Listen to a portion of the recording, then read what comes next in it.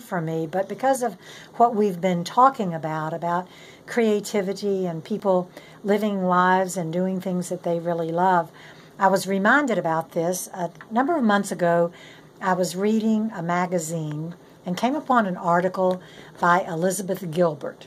Now, you might be familiar with her, the author. She wrote Eat, Love, Pray, or is it Eat, Pray, Love? Eat, Pray, Love. Eat, Pray, Love. Thank you. She's written a lot of other books as well.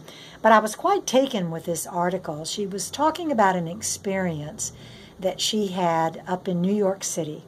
She said it was cold and rainy outside.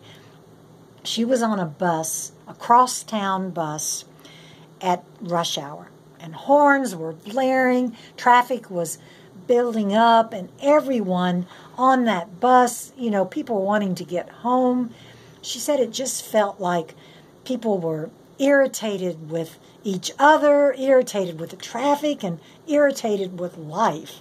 She said there were two guys that were standing in the aisle, and one of them kind of brushed up against the other, and the first one looked like he was going to maybe punch the guy out. And she said then a pregnant woman got on the bus, and no one got up to offer her a seat. She said there was this kind of almost unbridled rage, a sense of anger. And then all of a sudden, they were approaching 7th Avenue, and the bus driver picked up his little microphone, little intercom thing, and he said, now, folks, I know that you're probably all ready to be home. You're probably, not feeling so good now because you're tired. And he said, I can't do anything about this traffic. I can't do anything about the weather. But here's something I can do. He said, the next stop, I'm going to hold my hand out. And when you get off, I want you to drop your troubles into my hand. He said, there's no reason for you to take them home with you. Your family doesn't need them. Anybody you're passing on the street, they don't need them. So you just drop them right here in my hand. My route takes me by the Hudson River, and I'll just throw them in the river when I get there. Sound good? Well, Elizabeth said, it was like everything on that bus transformed in that moment. Before these people had been, avoiding eye contact, everybody was kind of in their own little world. All of a sudden they were smiling at each other and raising their eyebrows like, is this guy serious? Oh, he was serious. The very next stop, just like he said, he held out his hand, and each person that got off, they mimed right above his hand, dropping their troubles into his hand. And Elizabeth said, everybody did it. And some people were laughing and kind of smiling. Other people were tearing up as they did it. And she said it really changed everything on that bus that day. And as she reflected on it, she said one of the amazing things is that, bus drivers, in some ways, they are our invisible workforce. They're people that can be overlooked. But this man on that day, he wasn't some big-time author who had written books that were changing people's lives or a spiritual leader. He was a bus driver. And yet he had a real power that day. And he used that power in an extraordinary way to change lives. And Elizabeth said she thinks about that all the time. And that if she gets down or is hearing about what's going on in the world or hearing what's going on in her own life, she remembers that bus driver and remembers that each one of us, we do have the power to change things. And if we're doing something we love, it can happen. And I will sometimes think about that, and I did this at the National Storytelling Conference. I told this story for the first time a couple of months ago, and I kind of interweaved it with saying that all of us could learn a short story and tell it. We could be in line at the grocery store, and maybe there's 10 deep, and everybody's tired and ready to get home, and all of a sudden the cash register breaks down, so they got to go get the manager.